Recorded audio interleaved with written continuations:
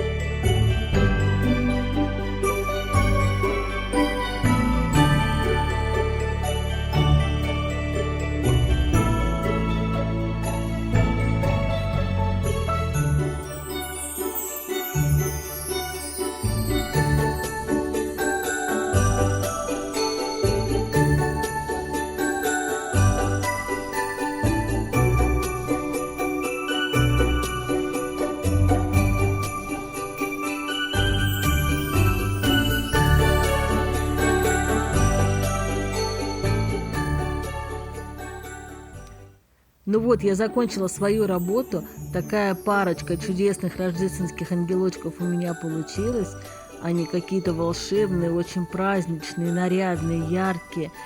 Станут прекрасным элементом декора для новогодней елки, либо же чудесным подарком кому-нибудь родному и близкому. Каждого ангелочка я дополнительно украсила аксессуаром, который тоже сделала сама. Мальчику дала в ручку лиру, а девочке звездочку. Друзья, если вам был интересен мой мастер-класс, если он был вам полезен, если вы тоже уже, как и я, вдохновляетесь новогодней тематикой и начинаете подготовку к Новому году и Рождеству, подписывайтесь на канал и давайте вместе творить.